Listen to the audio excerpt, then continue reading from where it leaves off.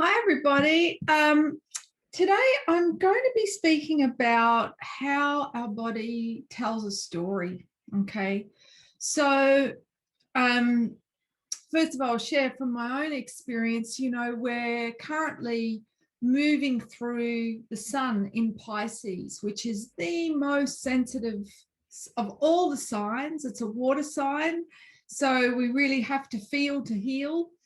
And today, as I'm filming this, the moon is in Scorpio, which is about transformation through intense emotional experience.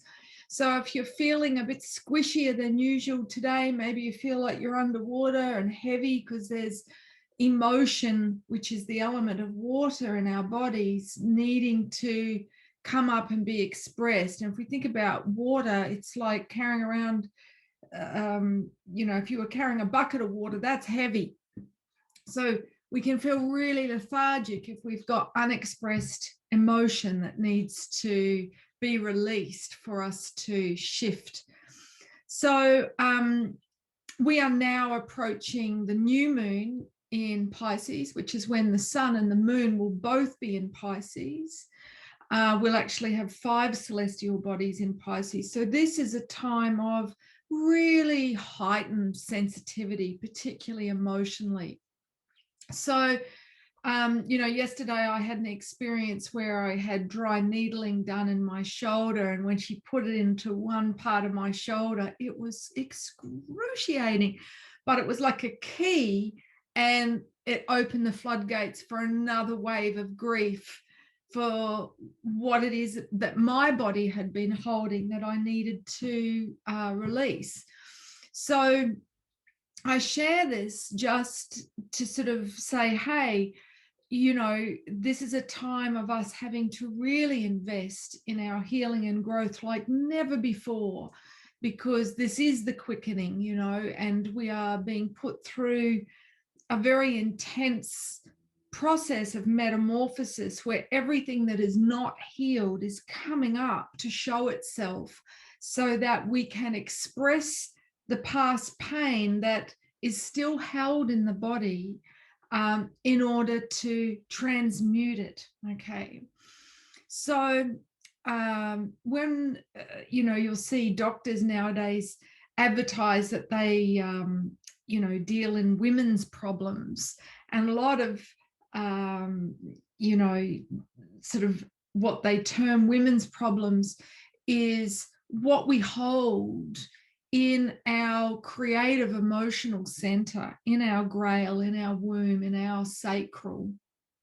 And the sacral bone, it means the sacred bone, okay? And it's protecting the Kundalini gland, which is, sort of the awakening of our creative life force if we are initiated into ancient women's mysteries. So women that have no concept of themselves as a cyclic being and don't know how to manage, the tides that happen with the ebb and flow of the new moon and the full moon, and just how to embrace and understand your womanhood by seeing it as a cycle. It manifests as physical ailments, because if we don't deal with things on an emotional level, they become physical. Okay.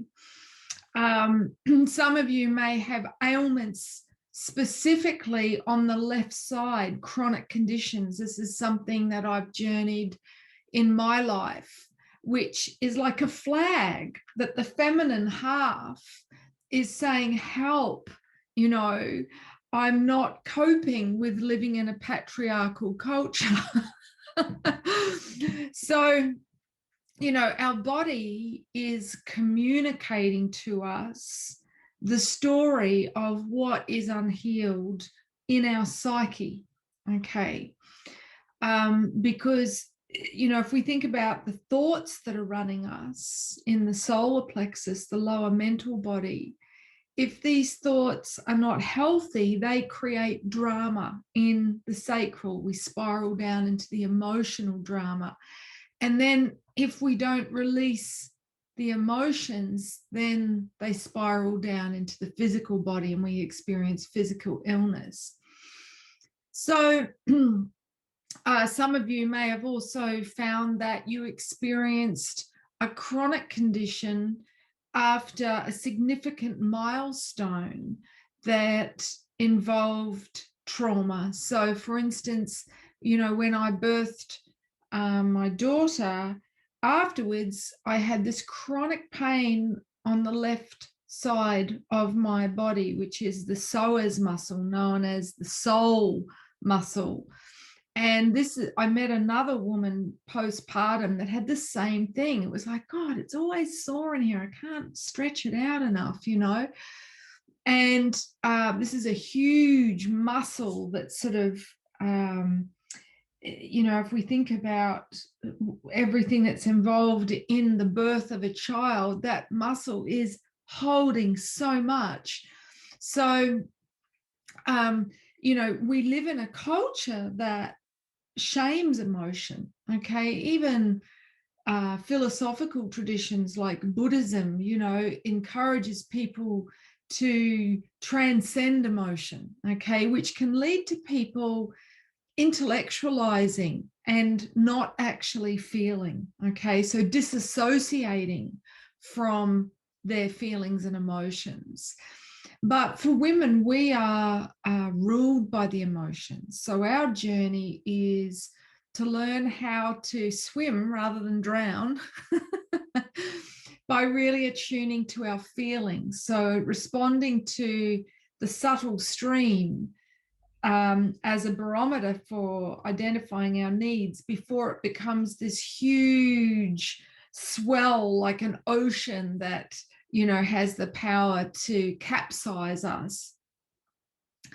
But if we think about, water is a feminine element. And if we think about a river flowing, okay, when a river flows, there is life in the water, okay? It's oxygenated, so there's, fish, but it's moving. Okay. And when water is moving, it's most powerful. Same with us. We need to move our energy. When a river becomes stagnant, it becomes murky. And so you can't see to reflect clearly, to distill your past experiences into wisdom. So we need to allow ourselves sacred time, sacred spaces to be reverent towards our sacred tears, knowing that like the spring rains, in spring we have more rain than at any other time of year, and this catalyzes the biggest amount of growth in the whole of the seasonal cycle. So too, if we have this rigid social mask on, we stagnate, okay? We're not, going with the flow literally and allowing life to really initiate us directly and reveal to us another level of humility, vulnerability, and with that, wisdom and insight. Now, I want to share with you an image. I'm just going to pull it up on my screen. Here it is. You'll know this image, okay? It's the caduceus. So here we see the twin serpents of energy, the meridians that run from the base of the spine up to the crown at the top of the head within the spinal cord when they're activated with initiation into the sacred mysteries, okay, the ancient wisdom teachings and practices that awaken one's force, one's Kundalini, one's Shakti, which is the essence of, life. Now, this symbol has been appropriated by modern medicine, which has nothing to do with the origins of this symbol. And so it's used for, pharmaceutical medicine, which, is based on this concept of you identify a problem and you fix it, which is from the mind. Okay. It's actually a mindset of war. Okay. Identify a problem and eliminate it. Okay. Or impose your will on it and remove it. And this is what allopathic or modern medicine does. It sees everything as separate, compartmentalized, and it treats the symptoms, not the root cause. And it's reductive. So, it tends to result in more and more limitations being imposed upon us that impact our quality of life, such as having to accommodate the side effects of medications, prescription medications. Whereas the feminine approach to healing is honoring the story of the body, listening to the body, being a body whisperer, okay? And it's to seek understanding, to seek, honoring that every cell in the body has a consciousness. And if we take the time to attune to it, it will reveal to us what trauma it is holding, what past event that is resulting in tension being held, whether that's, in a muscle or, the weakening of, a joint or the inflammation of a tendon, and it honors that everything is interconnected, okay? And that is just the truth of life on Earth, whether we're talking about the mycelium network under our feet of all the mushrooms that are kind of like the World Wide Web, or whether it's the concert of all the planets and the stars above us that are all interconnected. I know I once saw them, the only time I ever had an acid trip, I saw them all connected with white light, as a big web. So, the same is true of our body. We've got all these meridians, all these nadis, thousands of nadis, these energy or electrical highways throughout the body. And they gather at these vortices known as chakras in Sanskrit, or wheels of light, which are, like the big intersections in our body where a lot of these energy meridians meet. And if they become stagnant, okay, if the energy isn't flowing freely in those, the organs which they govern are prone to chronic ailments.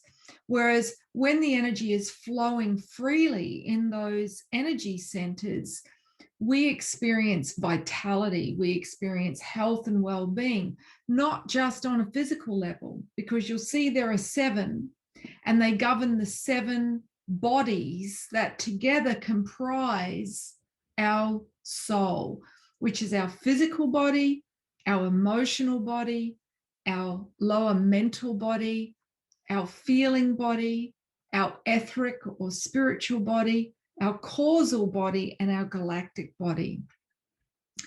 So, in terms of, it's not that I'm saying we don't need Western medicine, so don't get me wrong. It's fantastic for crisis care, okay? But if we take responsibility for our well-being with maintenance, we don't create a crisis, okay? And I suppose it's the difference between a child. If we're still a child, we look for someone to fix us. We want a quick fix. It's like, give me a pill. And then if we neglect our own responsibility for healing, we end up becoming a burden on others, usually our loved ones, maybe the system. Whereas if we're an adult, and this happens, that shift from inner teenager to adult happens when we're initiated into the mysteries, because through that process, we become more self-aware. We see more of our strengths, our light, and our shadow, our weaknesses.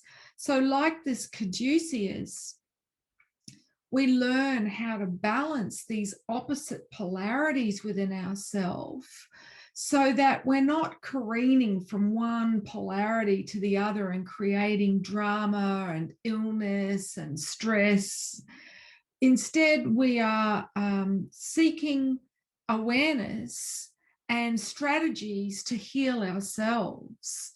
And when we awaken our Kundalini, which means serpent power, okay, that's those serpents of light within the spinal cord, that light then feeds all of those 7 bodies.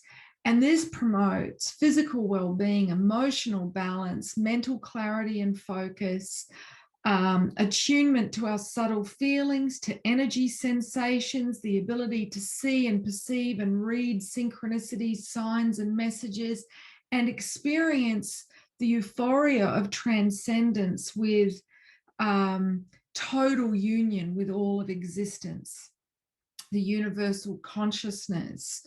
So the more that we embody consciously our 7 bodies, okay, through awakening our Kundalini, the more we're able to access intuition. So see how these serpents are spiraling up around the central pillar. This is called Sushumna in Sanskrit, and it's the middle path, okay? This is where we experience intuition coming down in a less than a millionth of a second, truth, transmissions from the quantum field, call it God, call it source, but the infinite intelligence of the divine, benevolent universe, which connects everything in existence down through the crown and literally striking the heart like a bell, okay? And we get a sense of knowing. And when your Kundalini is awakened, you'll often experience what's called a Kriya, when you get one of those downloads. It's kind of like, you know, you've got mail.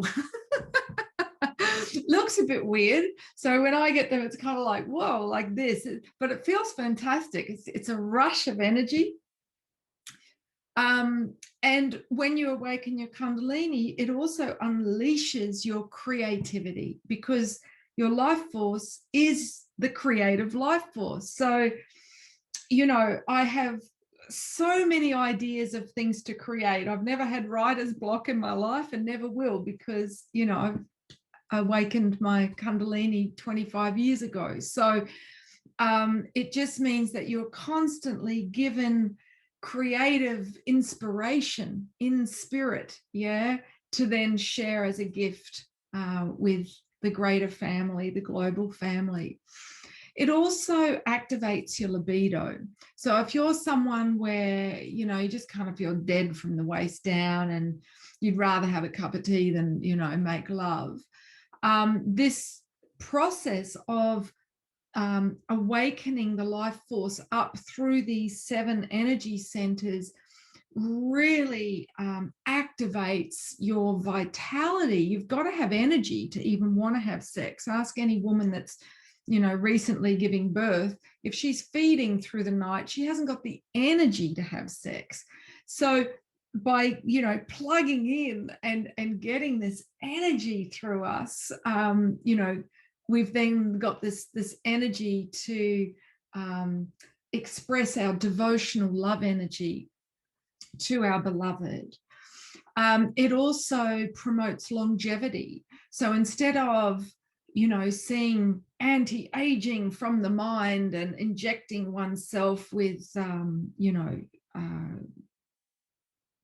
Botox and collagen and things like that, you know, this is a natural way of experiencing more youthfulness and increasing not just your length of life, but your quality of life through having more energy.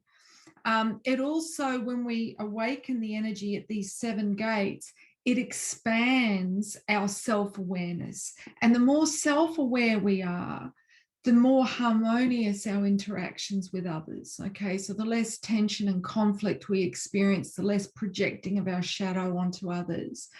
It also expands our consciousness, our awareness, because these 7 energy gates are referred to as the 7 eyes of God. So it's like, you open these portals so you can experience or perceive the 7 dimensions of reality. Because for those that don't receive an initiation, they're operating in 3D, where you can only perceive that which you can perceive through the earthly 5 physical senses. But when you're initiated, you open your eyes to the subtle realms of seeing. It also increases and expands your ability to access your extrasensory perception.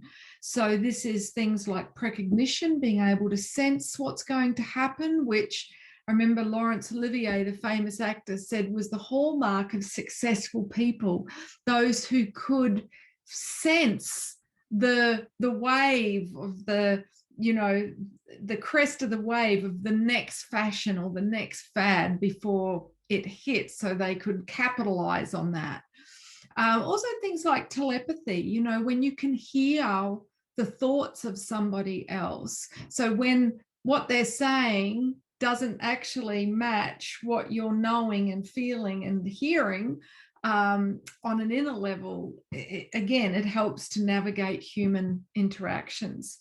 So all of these together are about becoming superhuman. So we're seeing, all of these Marvel franchise films about our superpowers, but it's being distorted to us. It's being shown, they're armored up and they're more violent, There's like bigger muscles and, they're accentuating their physical strengths rather than opening up their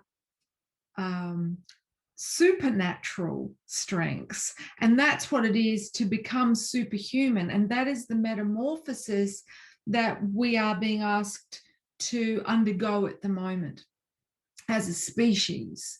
So I have a course for women that is starting on March the 11th, where we journey one of these energy centers every month. And it's not just a head trip. We experience the archetypal energies being activated within us, the 7 faces of the goddess or feminine, divine feminine, that govern each of these energy centers, that activates the life force to come up steadily. Because if we think about electricity, because Kundalini is the bioelectricity of the body, we need to afford it respect, because electricity can be dangerous. So if we're not grounded, if we don't have the right support to do it in a step-by-step safe way, we can experience something called Kundalini emergence, which is where we get the word emergency and why we see the caduceus on paramedic vehicles, on ambulances. And this is, what's known in medical terms as psychosis. So people thinking that they are the Messiah because they haven't consciously integrated all the aspects of the divine within them. And so, it's like they blow a gasket. So, but when we do this in a safe way, in a conscious and supported way, we experience this incredible transformation from being mind dominant, okay, so fixated on our fears and our worries and our doubts, to being soul dominant, which is the liberation of the true self, okay, where we don't worry about what people think of us, like who we were up until the age of 7. It's like we enter back into the mystery of life, and life becomes magical again. So yeah, look, if you're interested in checking out that course, I've put a link in. But the other thing I've put a link in for today is this great track that is on the Fantastic Fungi album, which came out last year. And it's a track called Let It All Go by Beats Antique. And I would encourage you to put this on in your lounge room today, particularly if you're feeling a bit meh, a bit heavy, a bit irritable. Maybe, this can be a sign that you're sitting on unexpressed tears or emotion, that, maybe some anger. And through closing your eyes and letting the body tell its story, you can invite that unexpressed emotion to come out in a safe way in your own home, through creative expression, and also in a way that's, playful and joyful, like a child. So yeah, just a little bit of soul medicine for today. If you're finding, this transit of the sun through Pisces challenging, and today's moon sign being in Scorpio, which is kind of adding fuel to the fire. So that's everything I wanted to share with you. And yeah, blessings to you all. We're all in this together. So know that you're not alone if you're feeling meh, and this too shall pass. I'll just stop sharing. There we go. Ciao for now.